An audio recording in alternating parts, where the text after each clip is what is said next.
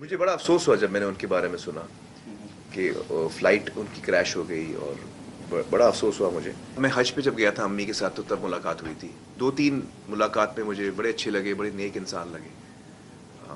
تو مجھے بڑا دکھ ہوا کہ it's a very tragic thing that happen. السلام علیکم ورحمۃ اللہ وبرکاتہ. بسم اللہ الرحمن الرحیم والصلاة والسلام علی رسولہ الکریم وعلی آلہ وصحبہ اجمعین، اما بعد. فاعوذ باللہ من الشیطان الرجیم. بسم اللہ الرحمن الرحیم. کل من علیہا فان ویبقى وجہ ربک ذو الجلال والاکرام فبأي آلاء ربكما تكذبان. وقال تعالى كل نفس ذائقة الموت وإنما توفون أجوركم يوم القيامة فمن زحزح عن النار وأدخل الجنة فقد فاز وما الحياة الدنيا إلا متاع الغرور. میرے بھائیو، دوستو، عزیزو، اس وقت میں بڑے کرب سے گزر رہا ہوں. بڑے غم اور صدمہ کی کیفیت ہے کہ میرا ایک بہت بہترین ساتھی، میرا دوست، لاکھوں کروڑوں دلوں کی دھڑکن، جس نے ایک عرصہ اللہ کے رسول کی نعتوں کے ساتھ لوگوں کے دلوں کو گرمایا اور ساری دنیا میں تبلیغ کی نسبت کے ساتھ اللہ کے پیغام کو پہنچایا. ہر مسجد، ہر محفل میں اس نے اللہ کا پیغام سنایا. آج وہ اچانک ہم سے بچھڑ گیا. جانا تو طے ہی ہے، رہنا ایک دھوکہ ہے، جانا ایک حقیقت ہے. زندگی ایک سراب ہے، پانی کا بلبلہ ہے. موت ایک اٹل حقیقت ہے. لیکن جب ایسے اچانک کوئی قریبی بچھڑ جاتا ہے تو سارا وجود لرز اٹھتا ہے اور ایسا لگتا ہے کہ جیسے زندگی ایک دم کوئی بہت بڑا جھٹکا کھا کے لڑکھڑائی ہو. اللہ سنبھالا دے دیتا ہے ہر صدمے سے. جنید ایک بہترین انسان تھا. میری اس کی رفاقت کوئی 20 سال کی ہے. میں نے ایسے اخلاق والا بہت کم دیکھا. اسے تو کوئی اہل علم کی کوئی لمبی چوڑی صحبت نہیں تھی، لمبی چوڑی تربیت نہیں تھی، کوئی لمبی چوڑی اہل ذکر اور اہل اللہ کی کوئی لمبی چوڑی صحبت نہیں تھی. وہ اپنی فطرت سے بڑے عالی اخلاق والا تھا. اور ایک ماضی کا واقعہ سناتا ہوں. مجھے یاد نہیں میں کہاں بیٹھا تھا، سامنے ٹی وی چل رہا تھا تو آواز اس کی بند تھی. تو میں نے دیکھا ایک نوجوان وہ بیچ پہ ڈانس کر رہا ہے اور اس کے چاروں طرف لڑکیاں ڈانس کر رہی تھیں. تو میرے جی میں آیا کہ اس نوجوان کو کیسے ہدایت ملے گی. اس لحاظ سے نہیں کہ اللہ تو قادر ہے جس کو چاہے دے دے، اس لحاظ سے کہ یہ اتنے غلط ماحول میں ہے، اس تک کون پہنچے گا، اسے کون اللہ کی بات سنائے گا. خیال آ کے گزر گیا اور میں وہاں سے اٹھ گیا، یاد ہی نہ رہا. 97 کی بات ہے، کراچی اجتماع میں تھا تو مجھے ایک نوجوان نے کہا جی ایک پاکستان کا مشہور گلوکار ہے جنید جمشید، اس سے آپ کی ملاقات کرانی. میں نے کہا لے آؤ. تو جب وہ اندر آیا تو وہ وہی نوجوان تھا جس کو میں نے ٹی وی سکرین پر ناچتے ہوئے دیکھا اور اس کے ساتھ لڑکیاں ناچ رہی تھیں. تو میں ایک دم دیکھ کے حیران بھی ہوا، خوش بھی ہوا. تو میں نے اس سے پوچھا آپ کا نام؟ کا جنید جمشید. کیا کرتے ہو؟ کہنے لگا میرا موسیقی سے تعلق. میں نے پوچھا بجاتے ہو یا گاتے ہو؟ کہا میں گاتا ہوں. پھر مجھ سے کہنے لگا آپ نے دل دل پاکستان تو سنا ہوگا. میں نے کہا میں نے وہ دیواروں پہ لکھا ہوا دیکھا ہے. کہا وہ میں نے گایا ہے. اس کے بعد میری اس کی مختصر سی بات ہوئی تو وہ مجھ سے کہنے لگا کہ آپ کی باتیں ایسے لگ رہی ہیں جیسے میرے زخموں پہ کوئی مرہم رکھ رہا ہو.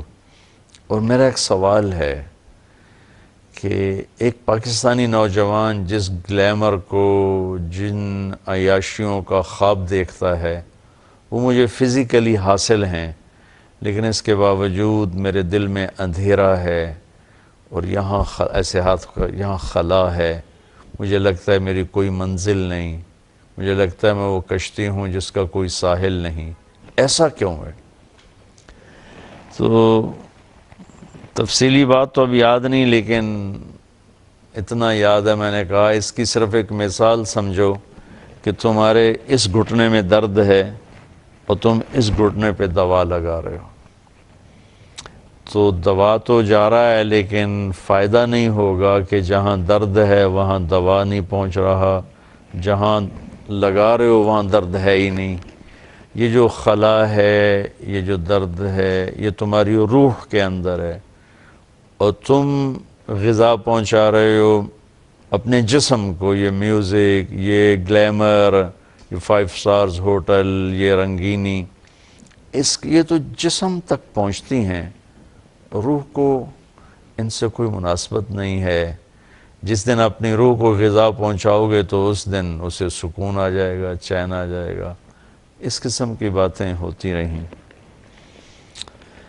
پھر جب وہ 4 مہینے کے لیے نکلا، کچھ عرصے بعد وہ 4 مہینے کے لیے چلا گیا تو اس کا مجھے فون آیا بالا کوٹ سے کہ مولانا میں اس وقت ایک چھوٹی سی مسجد ہے، پرانی سی مسجد ہے اور ایک پھٹی ہوئی چٹائی ہے جس کے اوپر میں لیٹا ہوا ہوں. ایک ٹوٹا ہوا فرش ہے. ہماری جماعت اس مسجد میں ہے اور جس سکون کو میں 5 سٹار ہوٹلز میں ڈھونڈتا تھا اور موسیقی کی محفلوں میں ڈھونڈتا تھا اور روشنیوں کے سیلاب میں ڈھونڈتا تھا، وہ سکون مجھے یہاں مل رہا ہے. مجھے یوں لگ رہا ہے جیسے میں ہوا میں اڑ جاؤں گا. میں نے کہا اب وہ سکون اس لیے ہے کہ سکون کو محسوس کرنے والا جسم نہیں ہوتا، روح ہوتی ہے. اور بے چینی کو محسوس کرنے والا جسم نہیں ہوتا، روح ہوتی ہے. جب تم نے اپنے اللہ کو پایا، اللہ کی راہ میں نکلے تو تمہاری روح کے اندر اس کی ٹھنڈک پہنچی. تو اب تم چٹائی پہ سو یا 5 سٹار میں سو، اللہ تمہیں یہ سکون دیتا رہے گا. 1997 سے ہماری دوستی بھی لگی اور تعلق بھی بنا اور وہ اس وقت گاتا بھی تھا اور اس سے روزے لگاتا تھا. پھر چلہ لگایا، میں بھی دوستی لگاتا رہا. ایک دن مجھ سے کہنے لگا مولانا اگر آپ مجھے پہلے دن ہی کہتے تو یہ غلط کام کر رہا ہے تو شاید میں دوبارہ زندگی بھر آپ سے آ کے ملتا ہی نہ آپ نے مجھے کبھی ڈانٹا، نہ کبھی طنز کیا، نہ کبھی ٹوکا. یہاں تک کہ آہستہ آہستہ اللہ تعالیٰ نے خود ہی میرے دل میں ڈال دیا اور میں نے وہ سب کچھ چھوڑ دیا. تو اس نے پھر اللہ کے فضل سے 4 مہینے لگائے اور 4 مہینے کے بعد پھر جب اس نے میوزک کو چھوڑا تو اس کی تو کمائی کا کوئی اور ذریعہ نہیں تھا. تو اس پر حالات آئے اور اس پر بہت تنگی آ گئی. مجھے فون کر کے کہنے لگا کہ مولانا آج میرے گھر میں اتنے پیسے نہیں ہیں کہ ماں کی دوا لا سکوں، خالی بیٹھا ہوں. اور پیپسی والے مجھے کئی کروڑ کی پیشکش کر رہے ہیں کہ ایک ہمیں تم سی ڈی بنا کے دے دو 10 گانوں کی غالباً تو ہم تمہیں اتنے کروڑ دے دیں گے. تو میں نے ان سے معذرت کر لی ہے کہ نہیں، میں ایسا نہیں کروں گا. تو اللہ تعالیٰ اس کی بخشش فرمائے. اللہ نے اس کو کتنا ہی خوبصورت اس کی واپسی مقدر فرمائی کہ وہ 10 دن کے لیے اللہ کے راستے میں گیا چترال، جہاں سید انور کی جماعت چل رہی تھی اور وہاں سے اس کی واپسی ہو رہی تھی. اور جب تک اللہ کے راستے کا مسافر گھر نہیں لوٹتا وہ اللہ کے راستے کا کہ سارے اجر و ثواب پاتا ہے. اگر اس میں موت آ جائے تو وہ شہادت کی موت ہوتی ہے. اور یہ تو سارے ہی مسافر شہداء ہیں کہ جہاز گرا، جہاز کو آگ لگی اور جل کے مر جانا شہادت ہے، پانی میں ڈوب جانا شہادت ہے، پیٹ کے مرض میں مر جانا شہادت ہے، طاعون کے مرض میں مر جانا شہادت ہے. اللہ کے نبی نے بہت سی اقسام گنائیں. تو اس کے لیے اللہ نے دونوں شہادتوں کو جمع فرمایا. اللہ اس کے درجات کو بلند فرمائے. دل بہت دکھی ہے، غمگین ہے. میں نے ابھی تھوڑی دیر پہلے جاوید چودھری صاحب سے بات کی تو میں کہہ رہا تھا کہ عبادات میں تو امت کو ابھی تک کافی ماشاءاللہ ذوق شوق ہے اور نمازی بھی ہیں، حج عمرے والے بھی ہیں، لیکن اخلاق کا سبق امت بالکل بھول چکی ہے. تو میں نے اخلاق میں جنید جیسے بہت کم لوگ دیکھے، بہت عالی اخلاق. اور جو میرے نبی نے حضرت ابو ہریرہ سے فرمایا، ابو ہریرہ اپنے اخلاق کو خوبصورت بناؤ. کہ یا رسول اللہ وہ کیسے بنائیں؟ تو آپ نے فرمایا جو توڑے اس سے جوڑو، جو محروم کرے اسے عطا کرو، جو زیادتی کرے اسے معاف کرو. جو دو حضرات سن رہے ہیں آپ یقین مانیں کہ جنید اس کی تصویر تھا. اس نے توڑنے والے سے جوڑا، اس نے نہ دینے والوں کو دیا، اس نے زیادتی کرنے والوں کو معاف کیا. یہ اس کی ایسی عالی شان صفت تھی.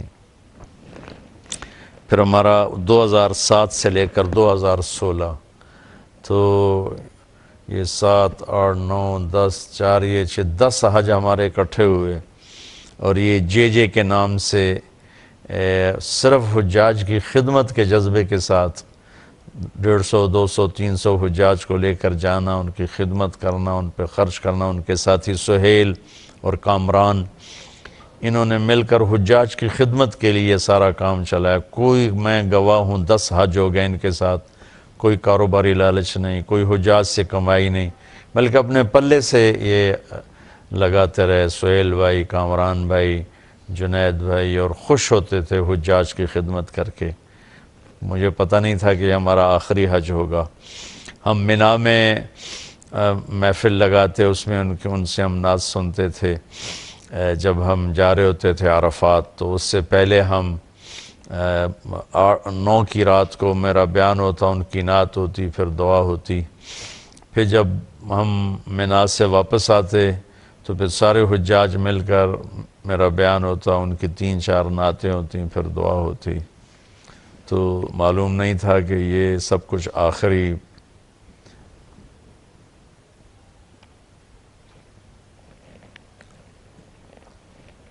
مل کے رہنے کی جگہ تو جنت ہی ہے. یہاں تو کل دارن وَإِن طالت سلامتها،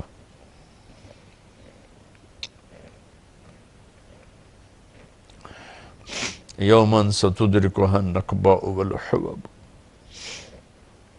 کوئی گھر، کوئی ڈیرہ کتنا ہی آباد رہے، ایک دن ایسا آتا ہے کہ مکڑی کے جالے اور ہوا کی سنسناہٹ کے سوا وہاں کچھ بھی نہیں بچتا ہے. بہت اچھا مسلمان، بہت نیک مسلمان، کتنی اس پر زیادتیاں ہوئیں، اس نے سب کو معاف کر دیا، کتنے کھلے دل سے معاف کیا. اللہ نے بھی یقیناً اپنے فضل سے انہیں معاف کیا ہوگا. بہت بڑے اخلاق، بہت بڑے اخلاق. جو میری بات سن رہے ہیں میں ان کی خدمت میں گزارش کروں گا کہ آپ بھی اللہ سے مانگیں کہ اللہ میں ایسے اخلاق نصیب فرمائے. ایک معمولی سی بات ہوتی ہے، فون پر ہزاروں لوگوں کی سنتے ہیں، سناتے ہیں، لیکن جب وہ فون کیا کرتا تھا نا یا میں اس کو کرتا تھا تو میں نے ایسی گرم جوشی ہر دفعہ، اگر میں نے دن میں 10 فون کیے ہیں تو ہر دفعہ اس محبت اور گرم جوشی کہ مولانا مولانا مولانا. میں اسے کہا کرتا تھا تیری انٹری بڑی زبردست ہوتی ہے، آج تک کبھی کسی نے مجھے ایسا رسپانس نہیں دیا جیسے تم مجھے فون پہ رسپانس دیتے ہو. تو وہ مجھے کہتا میرے محسن ہو میں اس لیے کرتا ہوں. یہ میرے ساتھ اس کا معاملہ نہیں تھا, سب کے ساتھ اس کا معاملہ تھا. ایک دم رائمنڈ کے اجتماع میں تھے تو عشاء کے بعد بیٹھے پرانی باتیں چلتے چلتے